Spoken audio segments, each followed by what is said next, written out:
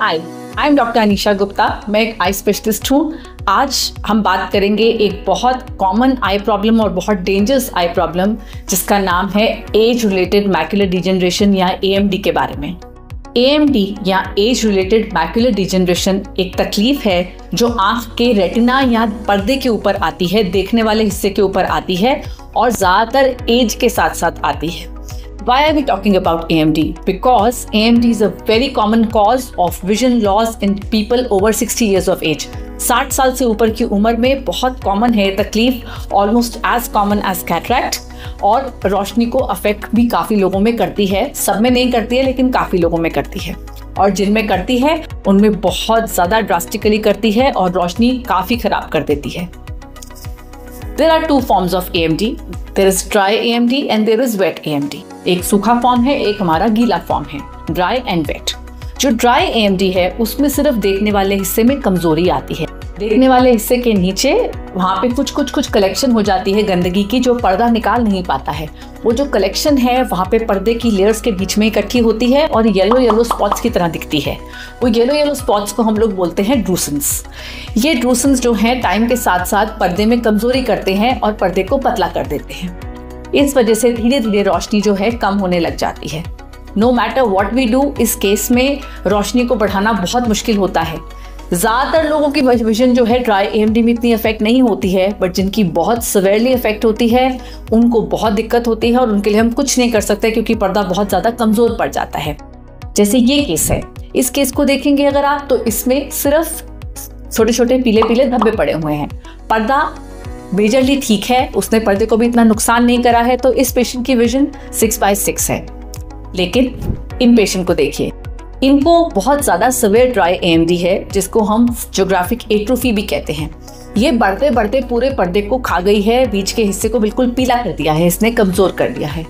इस पेशेंट की विजन बहुत ही कम है और इसके लिए अनफॉर्चुनेटली हम कुछ नहीं कर सकते हैं, सिर्फ मैग्नीफाइंग ग्लासेस दे सकते हैं, लो विजन एड दे सकते हैं विजन को इम्प्रूव करने के लिए। Dry AMD although is very common, but जो सिवियर डिजीज़ होता है वो बहुत कम लोगों में होता है। जैसे ही ये चीज़ डिटेक्ट होती है, it is advisable to take some eye supplements, eye multivitamins जो स्पेसिफिकली इस कंडीशन के लिए ही निकाले गए हैं, और वो लेने रेगुलरली बहुत ज़रूरी है ताकि तकलीफ और ना बढ़े या स्लो बढ़े। Now coming to the second part and the more important one, the wet AMD.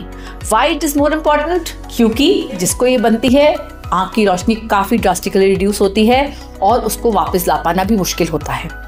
ये ड्राइस के मुकाबले में कम होता है, लेकिन जिनको ड्राई है उनका वेट में जाने का चांस काफ़ी हाई होता है। तो ड्राई AMD के सब पेशेंट्स को हम लोग फॉलो करते हैं, देखते रहते हैं कि कहीं वेट AMD तो नहीं बन रहा है, और जैसे ही वेट AMD बनता है उसका इलाज ज़रूरी होता है। वेट AMD का मतलब ये होता है कि जो हमारे ड्रूसेंस थे, जो यहाँ पे हमारी कलेक्शन बन रही थी पर्दे के नीचे, वहाँ पे इतनी कमजोरी बन गई है कि खून की नई नसें बनने लग गई हैं। वो खून की नई नसें जो होती हैं वो खून फेंकती हैं, पानी फेंकती हैं, और देखने वाले हिस्से में वो खून और पानी इकट्ठा हो जाता है। Now to treat this the only way is injections. आँख के अंदर लगाने वाले intravitreal injections, anti VEGF injections होते हैं जो इसमें लगाने पड़ते हैं। ये इंजेक्शंस एक अलग बड़ी स्टोरी है, बहुत तरह तरह के इंजेक्शंस होते हैं जिसके बारे में हम वीडियो पहले भी बना चुके हैं, और इसका लिंक आपको कैप्शंस में मिल भी जाएगा अगर आप इंजेक्शंस के बारे में जानना चाहते हैं। But yes, injections are the treatment. Injections AMD में लगाने पड़ते हैं ऑलमोस्ट हर महीने, कम से कम 3 बार तो लगाना ही पड़ता है 3 महीने तक, और उसके बाद एज एंड व्हेन बेसिस पे। दैट मीन्स 3 के बाद हम फॉलो करते हैं पेशेंट को हर महीने और देखते हैं कब तकलीफ वापस आ रही है। जैसे ही तकलीफ वापस आती है एक और इंजेक्शन लगाना पड़ता है। एंड ज़रूरी नहीं है तकलीफ ख़त्म हो। इसमें पेशेंट काफ़ी बार पूछते हैं मैम कितने इंजेक्शन। ये जवाब बहुत मुश्किल है। किसी की 3-4 इंजेक्शन में भी काम रुक जाता है और किसी को 30-35 भी लगाने पड़ते हैं। So it is a very difficult answer, but yes, in most cases with persistent treatment आँख की विजन बचाई जा सकती है। अगर छोड़ देंगे तो विजन फॉल कर जाती है, बिल्कुल गिर जाती है, और उसको वापस ला पाना मुश्किल हो जाता है। टेस्टिंग AMD में सबसे इंपॉर्टेंट टेस्टिंग होती है OCT होता है देखने वाले हिस्से का स्कैन, जो हमें फर्स्ट ऑफ ऑल बताता है कि ड्राई फॉर्म है या वेट फॉर्म है, और अगर वेट फॉर्म है तो उसमें इलाज की ज़रूरत अभी है या नहीं है, और अगर इलाज चल रहा है तो भी फॉलोअप में OCT होने बहुत ज़रूरी है टू सी कि इंजेक्शन काम कर रहा है कि नहीं कर रहा है और इंजेक्शन बदलने की ज़रूरत तो नहीं है। Sometimes we also have to do an angiography. Angiography बताती है हमें कि वो खून की नसों का जो गुच्छा है वो एग्जैक्टली कहाँ पर है। अगर वो देखने वाले हिस्से के कहीं बाहर है और वहाँ से पानी रिस रहा है तो कुछ केसेस में लेज़र से भी कामयाबी मिल सकती है और तकलीफ रुक सकती है। So AMD is a very complicated topic. It's a very common disease and it's important that you should know about it. आप आँख चेक कराने जाते हैं, आपको डॉक्टर बोलता है AMD, आपको पता होना चाहिए कि AMD क्या है और उसको सीरियसली लें। खासकर अगर वेट AMD है तो बिल्कुल लें, क्योंकि इलाज बहुत ज़रूरी है, टाइमली इलाज बहुत ज़रूरी है। जैसे जैसे समय बीतता है मुश्किल हो जाता है तकलीफ को ख़त्म करना या विजन को वापस लाना। What is lost, it is difficult to bring it back. So timely injections are very important.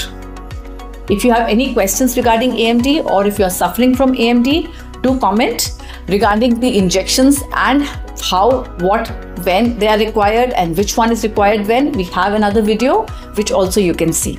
If you like the video, like and subscribe the channel.